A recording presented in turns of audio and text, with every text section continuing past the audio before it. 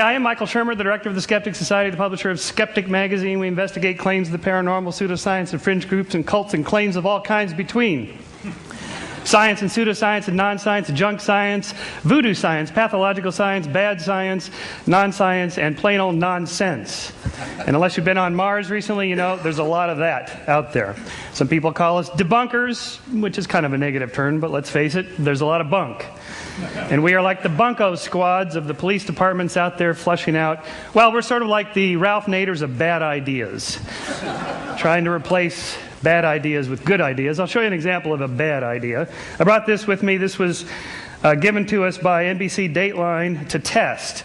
It's produced by the Quadro Corporation of West Virginia. It's called the Quadro 2000 Dowser Rod.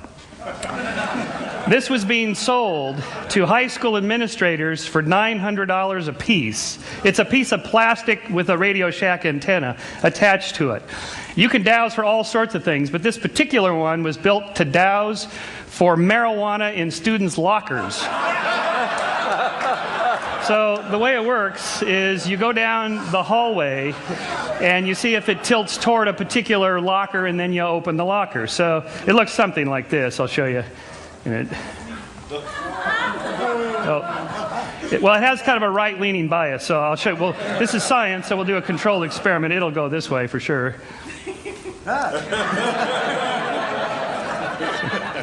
Sir, you want to empty your pockets, please, sir? So the question was, can it actually find marijuana in students' lockers? And the answer is, if you open enough of them, yes. But in science, we have to keep track of the misses, not just the hits, and that's probably the key lesson to my short talk here, is that this is how psychics work, astrologers and tarot card readers and so on. People remember the hits, they forget the misses. In science, we have to keep the whole database and look to see if the number of hits is somehow stands out from the total number that you would expect by chance. In this case, we tested it. We had two opaque boxes, one with government-approved THC marijuana and one with nothing, and it got it 50% of the time, which is exactly what you'd expect with a coin flip model. So that's just kind of a fun little example here of the sorts of things we do. Skeptic is the quarterly publication. Each one has a particular theme. Like this one is on the future of intelligence. Are people getting smarter or dumber? I have an opinion of this myself because the business I'm in. But in fact, people, it turns out, are getting smarter. Three IQ points per 10 years going up. Sort of an interesting thing. With science, don't think of skepticism as a thing, or even science as a thing. Are science and religion compatible? It's like, is science and plumbing compatible? They're just two different things. Science is not a thing, it's a verb. It's a way of thinking about things. It's a way of looking for natural explanations for all phenomena. I mean, what's more likely, that extraterrestrial intelligences or multidimensional beings travel across the vast distances of interstellar space to leave a crop circle in Farmer Bob's field in Pucker Brush, Kansas to promote Skeptic.com, our webpage? Or is it more likely that a reader of Skeptic did this with Photoshop? And in all cases, we have to ask, what's the more likely explanation? And before we say something is out of this world, we should first make sure that it's not in this world. What's more likely, that Arnold had a little extraterrestrial help in his run for the governorship, or that the World Weekly News makes stuff up? And part of that, the same theme, is expressed nicely here in the Sidney Harris cartoon. For those of you in the back, it says here, then a miracle occurs. I think you need to be more explicit here in step 2. This single slide completely dismantles the intelligent design arguments. There's nothing more to it than that. You can say a miracle occurs, it's just that it doesn't explain anything. It doesn't offer anything. There's nothing to test. It's the end of the conversation for intelligent design creationists. Whereas, and it's true, scientists sometimes throw terms out as linguistic place fillers, dark energy or dark matter or something like that. Until we figure out what it is, we'll just call it this. It's the beginning of the causal chain for science. For intelligent design creationists, it's the end of the chain. So again, we can ask this, what's more likely, are UFOs, alien spaceships, or perceptual cognitive mistakes, or even fakes? This is a UFO shot from my house in Altadena, California, looking down over Pasadena. And if it looks a lot like a Buick hubcap, it's because it is. You don't even need Photoshop, you don't need high-tech equipment, you don't need computers. This was shot with a throwaway Kodak Instamatic camera. You just have somebody off on the side with a hubcap ready to go, cameras ready, that's it. So although it's possible that most of these things are fake or illusions or so on, and that some of them are real, it's more likely that all of them are fake, like the crop circles. On a more serious note, in all of science, we're looking for a balance between data and theory. In the case of Galileo, he had two problems when he turned his telescope to Saturn. First of all, there was no theory of planetary rings, and second of all, his data was grainy and fuzzy, and he couldn't quite make out what it was he was looking at.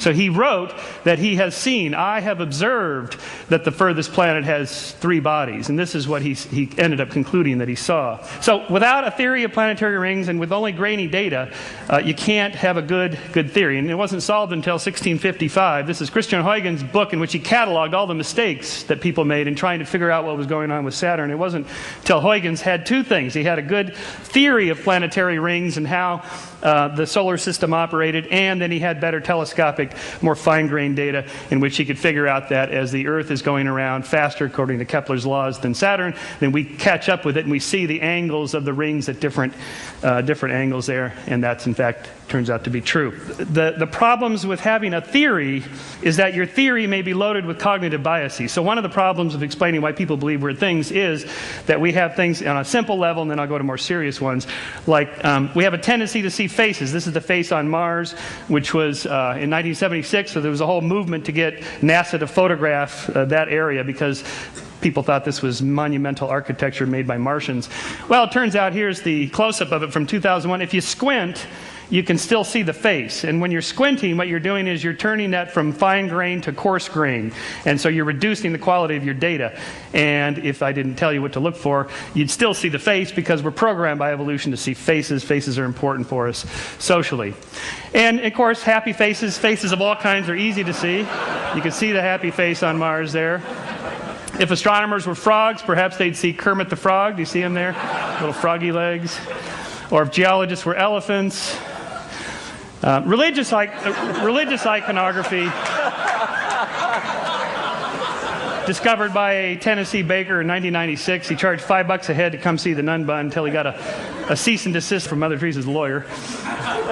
Here's Our Lady of Guadalupe and Our Lady of Watsonville, just down the street, or is it up the street from here? Tree bark is particularly good because it's nice and grainy, branchy, black and white, splotchy, and you can get the pattern-seeking. Humans are pattern-seeking animals. Here's the Virgin Mary on the side of a glass window in Sao Paulo. Here's the Virgin Mary made her appearance on a cheese sandwich, which I got to actually hold in a Las Vegas casino, of course, this being America. This casino paid $28,500 on eBay for the cheese sandwich. But who does it really look like? The Virgin Mary? Has that sort of puckered lips, 1940s era look. Virgin Mary in Clearwater, Florida. I actually went to see this one. There was a lot of people there of the faithful come to be in their wheelchairs and crutches and so on. And we went down and investigated. This to give you a size, that's Dawkins, me, and the amazing Randy next to this 2.5 story size image. All these candles, so many thousands of candles people had lit in tribute to this. So we walked around the backside just to see what was going on here. It turns out wherever there's a sprinkler head and a palm tree, you get the effect. Here's the Virgin Mary on the backside, which they started to wipe off. I guess you can only have one miracle per building. So is it really a miracle of Mary, or is it a miracle of Marge? And then I'm going to finish up with another example of this with auditory illusions. There's this film, White Noise, with Michael Keaton about the dead talking back to us. By the way, this whole business of talking to the dead, it's not that big a deal. Anybody can do it. Turns out it's getting the dead to talk back. That's the really hard part. In this case, supposedly these messages are hidden in electronic phenomena. There's a reversespeech.com webpage in which I downloaded this stuff. Here is the forward. This is the most famous one of all of these. Here's the forward version of the very famous song. If there's a bustle in your hedgerow, don't be alone there. It's just a sprinkling for the make queen. Yes, there are two paths you can go by. But in the long run, there's still time to change the road you're on. Boy, can you just listen to that all day? All right, here it is backwards, and see if you can hear the hidden messages that are supposedly in there.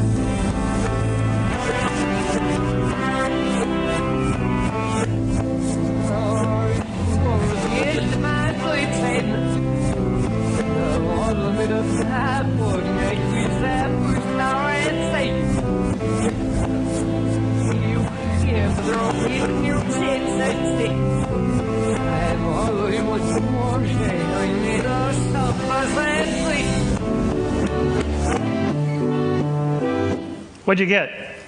Satan. Okay, well, at least we got Satan. Now, I will prime your auditory part of your brain to tell you what you're supposed to hear, and then hear it again.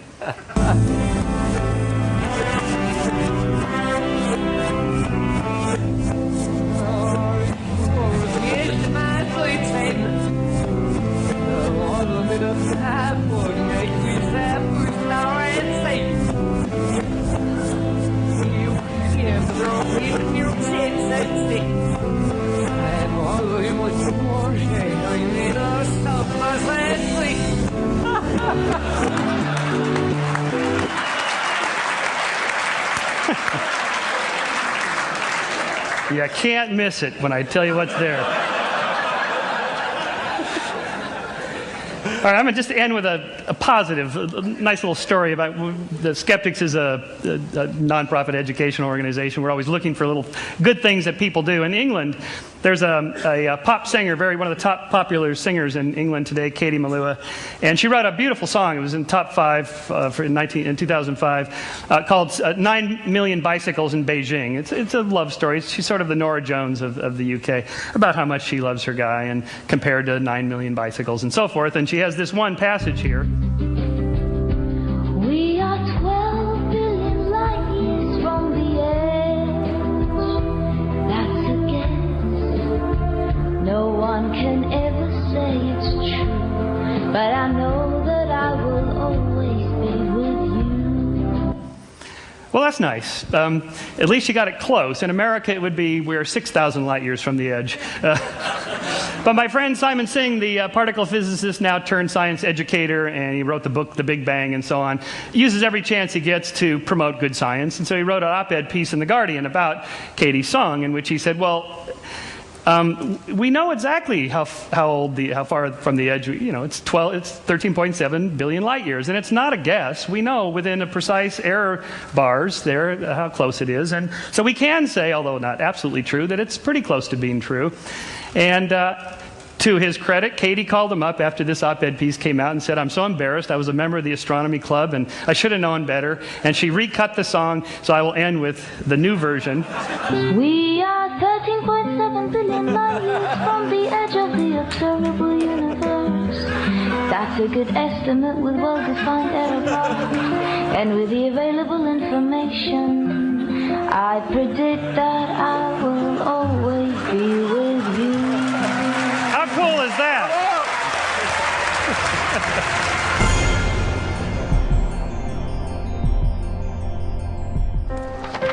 What if great ideas weren't cherished? What if they carried no importance? Or held no value?